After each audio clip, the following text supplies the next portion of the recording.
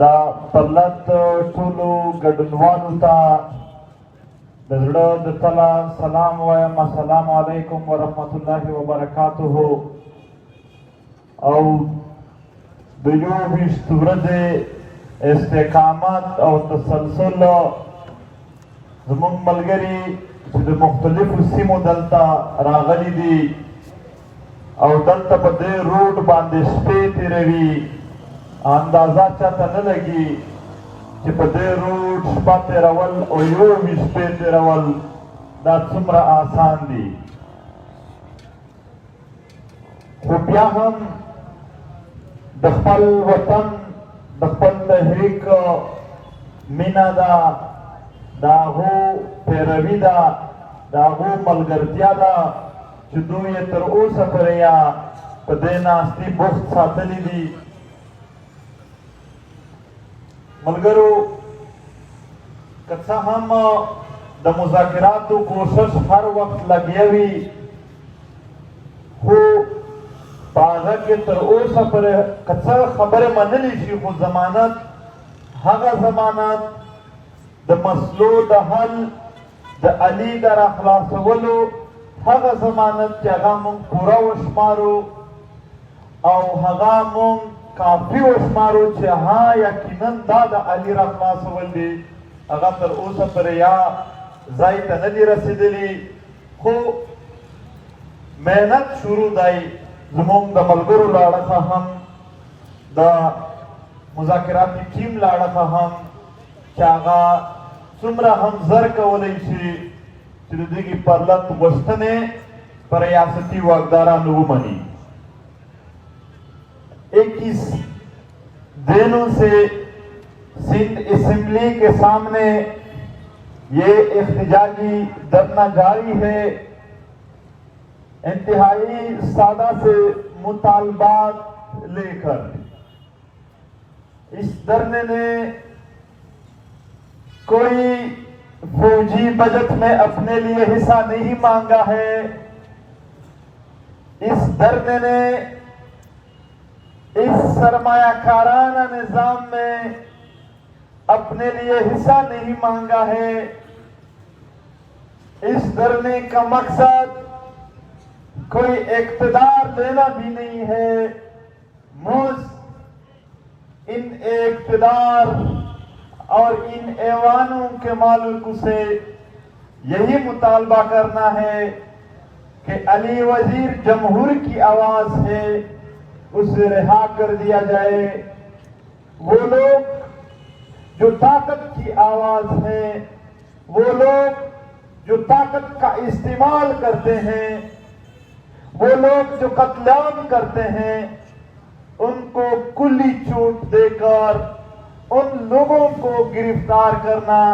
جو امن مانگتے ہیں، یہ ناانصافی ہے، یہ جبر ہے، یہ ظلم ہے، یہ بند کر دی جائے. علی وزیر کے ساتھ ساتھ قاضی طاہر کو ایک ایسے مقدمے میں عمر قید سزا سنائی گئی کہ جس احتجاج پر یہ مقدمہ بنا ہے اس احتجاج کے وہ حصہ بھی نہیں تھے، اور اگر حصہ ہوتے بھی تو بھی احتجاج کرنا کوئی جرم نہیں ہے. مگر پھر بھی ملک میں دہشت گرد تنظیموں کو پالنا پلنا، ان پر ان کے ساتھ نرمی اختیار کرنا، ان پر رحیم و کریم ہونا ریاست کا، یہ جاری ہے. جبکہ امن مانگنے والوں پر ظلم اور جبر بھی ساتھ ساتھ جاری ہے. میں آج اسی ہی موضوع پر اپنے دوستوں کی رہنمائی کرنا چاہوں گا کہ قوموں کے استحصال کے لیے دہشت گردی کیا ضروری ہے کہ نہیں ہے. اصل میں قوم یا اقوام ان کے پاس اگر وسائل ہو ان کے پاس اگر زمینیں ہوں، جائیداد ہو، تو اس کو لوٹنے کے لیے دہشت گردی کا معنی لوگوں کو خوف زدہ کرنا یہ ضروری ہوتا ہے، کیونکہ اب اگر صحافی دہشت زدہ نہ ہو، وہ خوف زدہ نہ ہو کہ عام عوام کو کوریج دینے پر ریاست کی غلط پالیسیوں پر بات کرنے والوں کو کوریج دینے پر وہ نہیں مارے جائیں گے، اگر ان کو یہ فکر، ان کے ذہن میں یہ دہشت نہ ہوتا تو ظاہر سی بات ہے کوریج دے دیتے۔ اگر عدالت میں جو جج بیٹھے ہیں ان کے ذہن میں یہ دہشت نہ ہوتا، یہ خوف نہ ہوتا کہ عوام کے حق میں صحیح اور انصاف پر مبنی فیصلوں کی وجہ سے وہ نہیں مارے جائیں گے، تو وہ فیصلے دے دیتے۔ اس طرح اگر کسی پارلیمنٹرین یا سیاستدان کو یہ خوف نہ ہوتا کہ حق کی زبان بولنے پر انہیں مشکلات کا سامنا ہو جائے گا تو وہ ضرور بول دیتا۔ تو اب لوگوں کے یا قوموں کے استحصال کے لیے سب سے پہلی بات جو ہوتی ہے ضروری وہ دہشت گردی ہوتی ہے، تاکہ ان کے آواز کو دبایا جا سکے۔ پھر نہ کوئی صحافی، نہ کوئی سیاستدان اس کی آواز کو آگے لے آ سکے گا، اور نہ کوئی جج اس کے حق میں پھر فیصلہ کر سکے گا۔ اسی طریقے سے پھر وہ جو بھی استحصال کرنا چاہتے ہیں وہ استحصال کر سکتے ہیں۔ اکثر لوگ پوچھتے ہیں کہ جب عام عوام کو مارا جائے تو اس سے فوج کو کیا فائدہ، اس سے اداروں کو کیا فائدہ ہے کہ وہ عام عوام کو مارے؟ اسی خوف کے بنیاد پر، جو خوف وہ لوگوں کو مارنے سے پیدا کر دیتے ہیں، اسی ہی بنیاد پر زمینوں پر قبضے، معدنیات پر قبضے، ڈالری جنگ کے ہاں میں ہاں ملانا، دہشت گرد گروپوں کو فروغ دینا اور اپنے لیے کمانا، یہ سب کچھ تب ممکن ہوتا ہے جب ڈر اور خوف پھیلایا جائے۔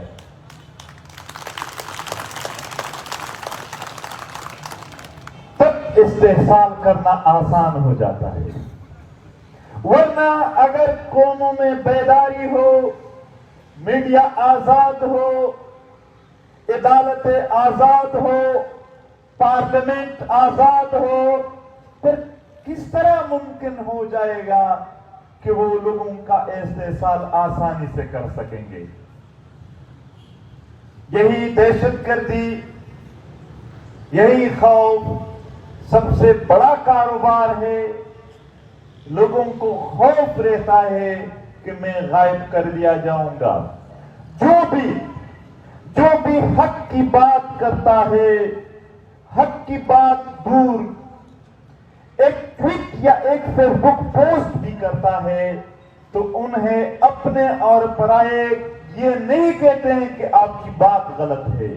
بلکہ ان کو ایک ہنسنے والی موڈ میں کہہ دیتے ہیں کہ ویگو ڈالا آپ کے پیچھے آئے گا۔ یہی وہ ایک خوف ہے جس کے ذریعے لوگوں کو خاموش کیا جاتا ہے، پھر استحصال آسان ہو جاتا ہے، اور قوموں کو، علاقوں کے مسائل کو ایک پیٹرن میں رکھتے ہیں تاکہ انہیں متحد ہونے میں ایک بڑی انڈرسٹینڈنگ کی ضرورت ہو، اور بڑی انڈرسٹینڈنگ کافی انرجی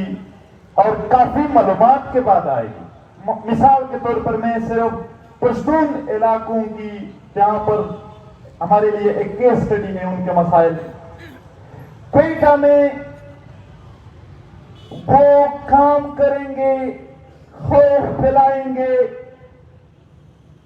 اغواکاری، اغوا برائے تاوان کے ذریعے کوئٹہ سے لے کر چمن تک جو بھی وہاں پر یا ان کے زمینی قبضے میں یا دیگر عوامل میں کچھ بات کریں گے تو وہ اغوا برائے تاوان میں مار دیے جائیں گے۔ میں یہاں پر ثبوت کے طور پر ایک مثال دیتا ہوں۔ آپ لوگ عبید اللہ قاسی کے جو ایک میرے خیال میں 2 منٹ یا کتنی ایک ویڈیو کلپ ہے، جب وہ ہتھکڑیوں میں باندھا ہوا ہے، عبید اللہ قاسی کے وہ باتیں سن لے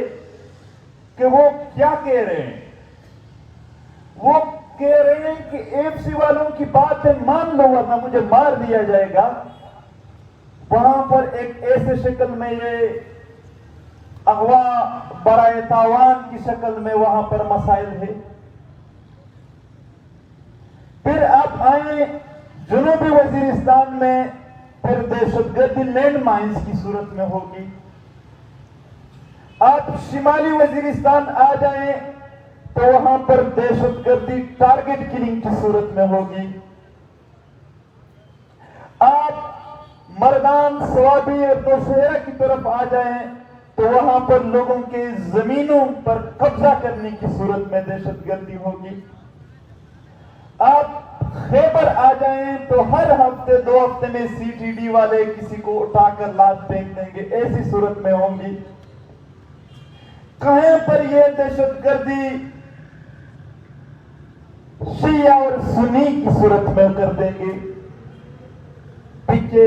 جو بیٹا ہے وہ ایک ہی بندہ ہوگا جو ان ساری چیزوں کو کنٹرول کر دے گا۔ اب جو عوام ہوتے ہیں ان کے ذہن منتشر ہو جاتے ہیں، ان کو ایک دوسرے کے نزدیک آنے میں ایک بڑی انڈرسٹینڈنگ کی ضرورت ہوتی ہے، کیونکہ یہ جو ان کو زد و کوب کر دیا جاتا ہے، ان پر ایک عیض و عصب جاری ہوتا ہے، ان کی شکلیں مختلف ہوتی ہے اور ہر شکل کو انڈرسٹینڈ، اس کو سمجھنے کے لیے ایک ڈیپ سٹڈی کی ضرورت ہوتی ہے جو عام عوام کی نہیں ہے۔ تو یہاں پر مختلف شکلوں میں یہ خوف پلایا جاتا ہے، کہیں پر ٹارگٹ کلنگ صورت میں، کہیں پر اغوا برائے تاوان، کہیں مسنگ پرسنز، کہیں لینڈ مائنز، کہیں لینڈ مافیا، مختلف شکلوں میں یہ لوگ منتشر ہوتے ہیں اور وہ دہشت گردی جو ہوتی ہے وہ جاری ہوتی ہے۔ ورنہ جتنے بھی یہاں پر عام عوام کے ساتھ کسی بھی نام پر آپ لے لیں، اس نام پہ، اس نام پہ، اس نام پہ ظلم ہوا ہے، جبر ہوا ہے، ان سب کے پیچھے تحقیقات کرے تو آخر میں جاتے جاتے جاتے یہ ان ملک کے جرنیلوں تک بات پہنچ جائے گی۔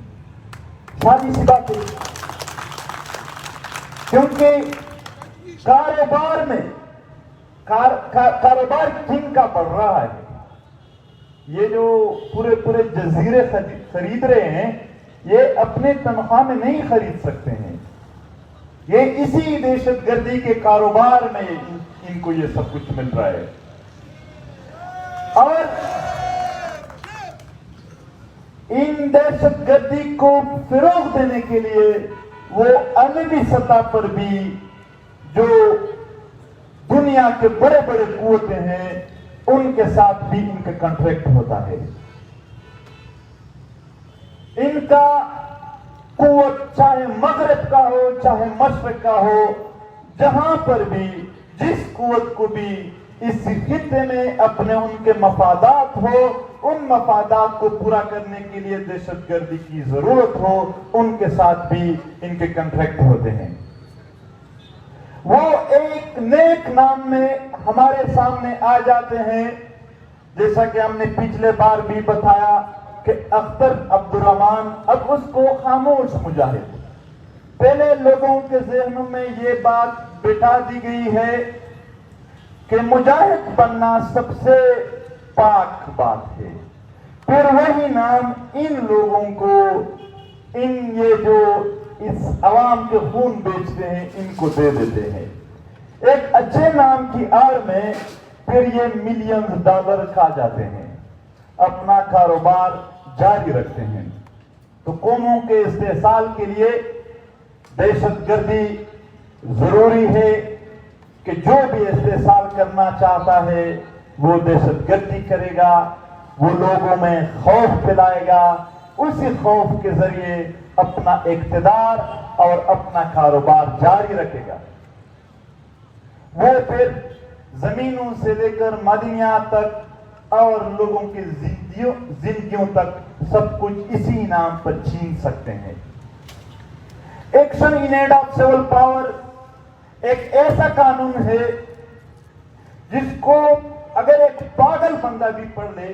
وہ بھی کہے گا کہ کم سے کم ایک ملک جو لوگوں کے مفادات کے لیے بنا وہ یہ نہیں بنا سکتے۔ مگر یہ جب دہشت گردی اور پھر دہشت گردی کو ختم کرنے کی جنگ ان کے نام پر پھر یہ سب کچھ ممکن ہو جاتا ہے، یہاں پر انسیکیورٹی پیدا کرنا انجینئرڈ ہوتی ہے، پھر سیکیورٹائزیشن کے نام پر سب چیزوں پر قبضہ کرنا، یہ ایک آسان سا فارمولا ہے، انسیکیورٹی پیدا کرو پھر سیکیورٹائزیشن کے نام پر قبضے کرو، آسان طریقہ ہے، سب سے بڑا کاروبار آپ کر سکتے ہیں۔ تو ہم پھر مطالبہ کرتے ہیں کہ اگر اس ریاست کے واقداروں کو، حکمرانوں کو، جرنیلوں کو ان چیزوں سے مسئلہ ہے کہ آپ لوگ کیوں عوام کو ایک ایسا سوچ، ایک ایسا فکر دے رہے ہو کہ وہ کسی بھی دہشت گردی میں ملوث نہیں ہوں گے اور امن کا ساتھ دیں گے، اگر ان چیزوں کو وہ جرم قرار دیتے ہیں، بے شک ہمیں سزائیں دیں، مگر پاکستان کے آئین میں یہ سارے چیزیں پہ لکھ لے ڈالے، کیوں وہ چہرہ بدل کر آتے ہیں؟ تاکہ ان کا اصلی روپ ہمیشہ واضح ہو۔ وہ ہم پر ظلم کرتے ہیں، جبر کرتے ہیں، بالکل کرے مگر ایک کام نہ کرے، منافقت نہ کرے، جو کام کرنا ہے وہ کرو۔ آپ اچھے ناموں، امن کے نام پر، مجاہد کے نام پر، جہاد کے نام پہ، کبھی ملک کی بقا کے نام پہ، کبھی ملک کی تحفظ کے نام پر عام عوام کو مارتے ہو، کبھی مختلف لاز بناتے ہو۔ یہ صرف منافقت مت کرو، صاف صاف کہہ دو ہم نے لوٹنا ہے، یہ ایک کالونیل فوج ہے، یہ ایک کالونیل ریمیننگ ہے، اس کی دنیا کے ہر کالونیل قوت کی، دنیا کے ہر کالونیل قوت کی بقا، لوگوں پر قبضہ کرنا، ان کے وسائل لوٹنا، ان میں جنگ پیدا کرنا، بے اتفاقی پیدا کرنا، اتحاد ختم کرنا، انہی میں ہوتے ہیں۔ اگر وہ اس ملک میں واقعی جمہوریت چاہتے ہیں، اگر اس ملک میں وہ واقعی انسانوں کی، اس کے رہنے والے شہریوں کی بقا کی بات کرتے ہیں، تو یہاں پر پھر جو پالیسیاں بنائی گئی ہیں وہ ان کے لیے نہیں ہے، وہ بند کر دے، ختم کر دے۔ وہ پی ٹی ایم سے اگر تنگ ہے تو اس کا ایک ہی راستہ ہے، جنگی پالیسیوں کو ختم کر دو اور انصاف دے دو، یہی ایک راستہ ہے کہ آپ پی ٹی ایم کو کنٹرول کر سکتے ہیں، ادروائز یہی جدوجہد جاری رہے گا۔ ملگرو ډېر لوی استقامت مو کړی دی، ډېر لوی مو د خپل وطن خواخوږي خلک چې څوک چې خوښوي هغه خوشحال ساتلی دي۔ تاسو 21 ورځې نه پرلط جاري ساتلی دی، ښه په درنوالي سره، ښه په عزت سره۔ دا ډېره غټه خبره ده، دا ډېره لویه خبره ده، خو هره ورځ په خپل منځ کې هم سره کښېنئ، بیسونه کوئ، د دغه کام د تقسیم کوششونه لګیا دي، د دغه کام په یو بل باندې د اخته کولو کوششونه لګیا دي۔ کوشش وکړئ چې په یوه واقعه کې هم تقسیم را نشئ بلکې هره واقعه ته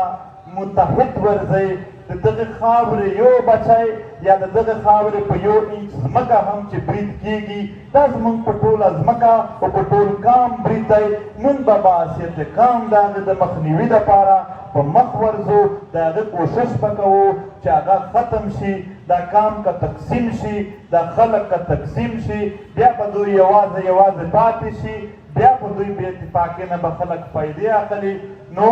تاسو به داسې بحثونه منځته راوړئ چې اتفاق ځنې زیات شي اتحاد ځنې زیات شي او په دې خاوره باندې به د امن خبره تاسو ضرور کوئ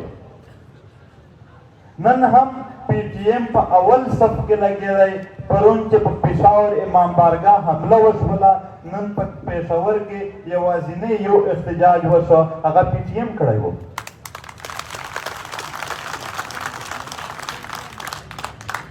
ځینې خلکو ویل چې پخوا چې په پېښور کې دماکې کېدلې تاسو چېرته وئ موږ په هغه وخت کې ماشومان وو بیا مو هم خپل همت کوو نن موږ احتجاجونه په هغو دماکو کوو دوی چېرته دي راځي شي ملګرتیا دې وکړي د دغې تحریک دا تحریک د دغې وطن د هرې مظلومې طبقې او د هرې محکومې طبقې ملګری دی خپل یې دی دا به تل د دوی د تحفظ او د دوی د ژغورنې خبره کوي نو ډیره مننه کوم د ټولو په آخر میں جو ہماری بہنیں ہمارے دھرنے میں آتے ہیں ان کو اسپیشل سلام انہوں نے ہمت کی ہے کہ وہ ہمارے ساتھ بیٹھے ہیں اور ہمیشہ کے لیے پی ٹی ایم کی یہ احتجاجی دھرنے ان میں ان کو ویلکم ہے ہمیشہ آ سکتے ہیں موږ چې څومره همدلته میلمانه راځي جبران ناصر او د ده ملګري ټولو ته سلام چې څومره میلمانه راځي د ټولو نه موږ ډېر خوشحال یو تل دې راشي او د پښتانه خپل سبا د اتوار ورځ ده نور الله طریق اعلان کړی دی چې سبا پرلت نه بلکې یو لویه جلسه به وي کل یہ احتجاجی دھرنا ایک بڑے جلسے کی صورت اختیار کرے گی آپ سب کو دعوت ہے دوبارہ آ جائیں ټول دې د خپل چې کوم پښتانه دي دا ته هم بیا راشي او موږ چې کوم دلته زموږ ملګري راغلي دي کامریډان هغو ته هم دغه دعوت ورکوو چې دوی سبا بیا راشي خوشحاله اوسئ مننه ډېره مننه دا ملګري دي پکار دي چې دا هلته کښېني دا زموږ خویندې دا مېلمانه وځي